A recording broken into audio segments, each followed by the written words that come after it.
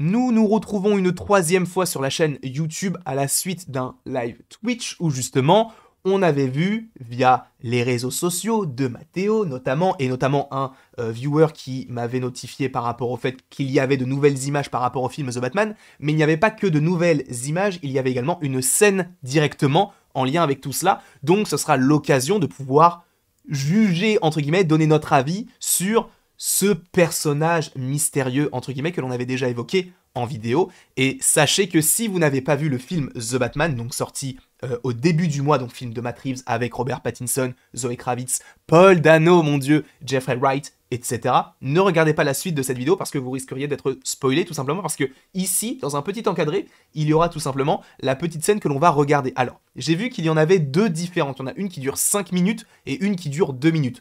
Je privilégie celle de 2 minutes par rapport au format de la vidéo et également parce que, bah, c'est plus intéressant de regarder une scène de 2 minutes plutôt qu'une scène de 5 minutes. On n'est pas là pour faire une watch party non plus, on est là pour faire une réaction à un petit extrait qui n'était pas donc dans le film. Sachant qu'encore une fois, si vous n'avez pas vu, quittez la vidéo de suite. On va regarder ça tous ensemble. Je vais peut-être mettre mes écouteurs par ailleurs, comme ça j'aurai une meilleure écoute des petits persos. Alors malheureusement, il n'y a pas de sous-titres, je ne suis pas bilingue, donc je vais essayer de comprendre au maximum les petites phrases de ces deux petits personnages. Et vu que là, on est entre personnes qui ont déjà vu le film, on peut se le dire clairement, on va regarder donc un dialogue, le seul dialogue entre Batman et le Joker de Barry Keoghan. Let's go, pour regarder tout ça, ça va nous faire très plaisir, c'est plutôt sympathique. Let's go.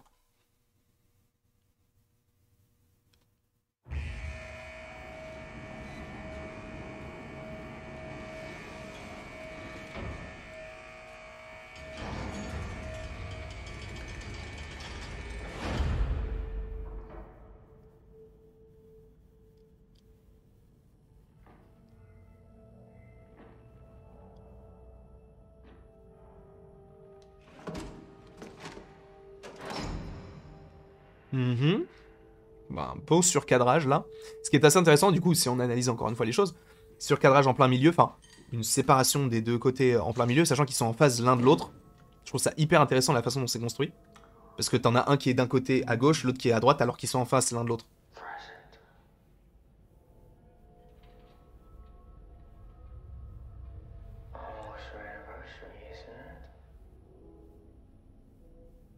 Serial killer.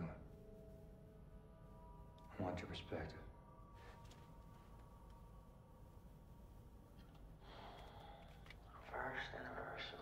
Du coup, il a vu bien les mains un peu... Même ses cheveux. Comme si c'était cramé les cheveux.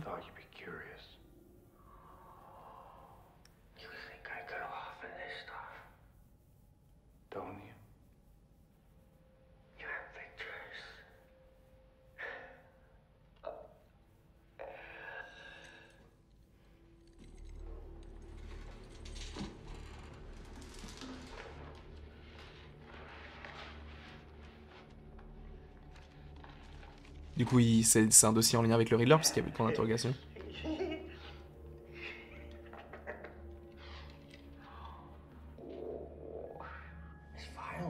Il joue beaucoup sur le flou. Hein.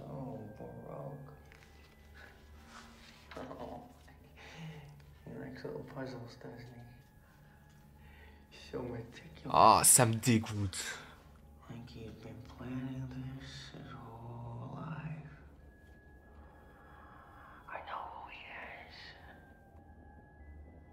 Donc là, en fait, ok. Ah, c'est fini. D'accord. Super. C'était très rapide. Je suppose que, évidemment, la scène de 5 minutes est plus explicite, il y a plus de choses. Mais, ouais. Ok, visuellement, bon, on n'a pas de vraies images sur lui. Alors, à voir, évidemment, en fait, ce qu'est cette scène de 5 minutes. Est-ce que c'est une version plus longue? Est-ce que c'est un truc en plus? Ah, mais attends, mais c'est en partie. Oh frérot, c'est en partie. Ben on va la regarder la deuxième partie alors. Attends, non mais on se fout de qui là? Non mais je rêve. Attendez. En fait c'est ça la partie du coup, il y a 3 parties de 2 minutes, mais en fait c'est... Attendez. Attends, si je fais ça, vous l'avez, c'est bon. Bah du coup regardons la partie 2 directement.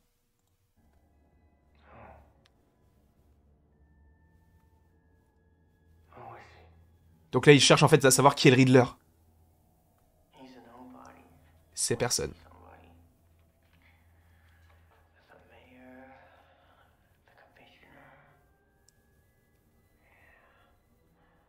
He's got ambition. You think his motive is political? Oh, no. This is very, very personal. He feels these people have all wronged him. Je trouve ça trop cool qu'il fasse le point uniquement sur la He goes way vitre back. pendant tout le long. Killed woman, stolen lunch money. Why is he writing to me? Maybe he's a fan of yours? Or maybe he's got a grudge against you too. Donc là, en fait, du coup, il lui dit... en fait, il lui cherche des informations. Main course. Et l'autre, il lui dit peut-être que c'est un fan de toi, etc. Enfin, bref. Not yet. Really? You're normally so ahead of the curve. Il est hyper angoissant. Hein. It's different this time. This is very upsetting to you. Let's get back to him. Why? You're so much more fun. I'm not here to talk about me. What are you here to talk about? I want to know how he thinks. You know exactly how he thinks. Have you read this file? You two have so much in common. Même comme ça, il a trop de charisme. So he's even more righteous. Oh, are you afraid he makes you look soft? You're wasting my time.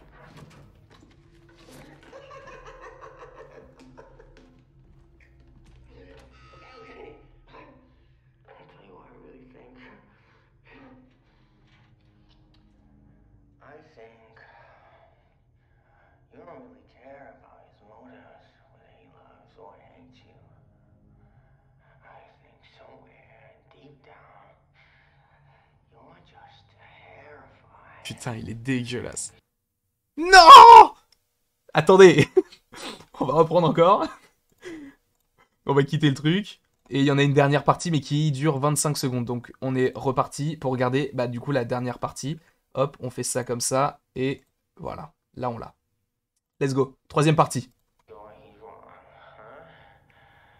You think Oh, they ça, deserved it. ça, c'était la photo. Oh. You think they deserved it.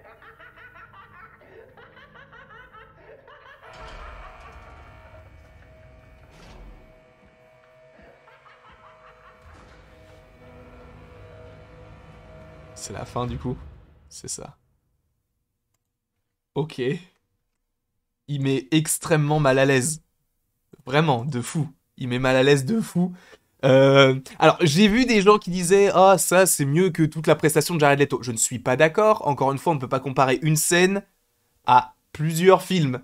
Même si on compare deux scènes un peu similaires, entre un dialogue entre Batman et le Joker, on peut comparer avec la scène que l'on a dans la Zack Snyder's Justice League. Et pour le coup, à chaud, encore une fois, c'est à chaud, je dois dire que je préfère le dialogue entre Jared Leto et Batman, parce que aussi, il y a pas la même chose, dans le sens où le dialogue qu'il y a entre les deux dans la Zack Snyder's Justice League, en gros, c'est en lien avec tout un univers étendu. Là, c'est en lien avec une scène qui est au sein même d'un film qu'on a déjà vu. Là où la Zack Snyder's Justice League, le dialogue avait un truc qui était vraiment plus intéressant, dans le sens où ça teasait quelque chose qu'on n'aura visiblement jamais. Et honnêtement, je trouve que la prestation des deux est très bonne. Donc je pense pas qu'il y en ait un je pense pas que Jared Leto soit jeté non plus, hein, en termes de Joker. Parce que je trouvais qu'en tout cas dans la seule scène qu'il avait là, bon, c'était mieux que tout ce qu'il avait fait en termes de Joker. Mais il était très bon dans ce rôle-là, dans cette scène-là. Là, Barry Keoghan, il arrive à t'insuffler quelque chose. Et ça, par rapport à la mise en scène, le fait que t'aies le point uniquement sur la vitre et que du coup, tout ce qu'il y a à côté, c'est flou. Alors que, en fait, vu que nous, on connaît les codes du Joker, les cheveux verts, le sourire un peu rouge, la peau très pâle, on sait que c'est lui, le rire, etc. On sait que c'est lui. On a déjà eu Jared Leto, Joaquin Phoenix, enfin bref, il y en a eu beaucoup des Jokers. Donc maintenant, on est habitué Heath Ledger, pour ne citer que, même s'il y en a eu d'autres. Et je trouve que celui-ci, pour l'instant, tire son épingle du jeu. Bah, ils sont tous très très bons, mais c'est vrai que cette scène-là a, dans la réalisation, pas une sonorité, mais un effet particulier par rapport au fait que, en fait, tout est suggéré. Et j'aime beaucoup quand les choses sont suggérées et que ça laisse, en fait, l'imaginaire des spectateurs travaillé, entre guillemets. Dans le sens où c'est à nous de se dire, ok, d'accord, on le voit pas, mais comment on l'imagine vraiment? Est-ce qu'il est grand? Est-ce qu'il est petit? En plus, on le voit, mais on le voit pas très très bien. Là, à la toute dernière scène, on a vraiment un visuel du perso, mais tu vois, c'est un peu...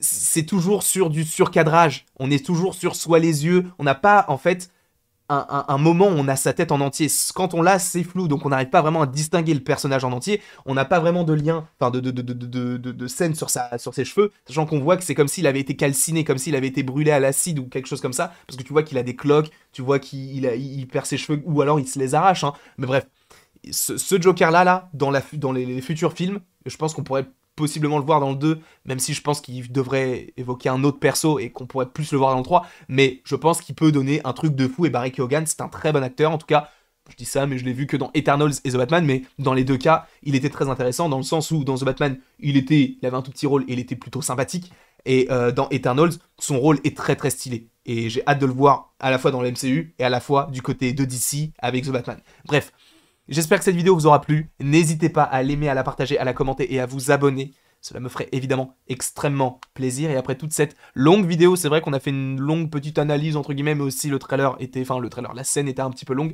Mais il ne me reste plus qu'à vous dire à la prochaine pour la prochaine.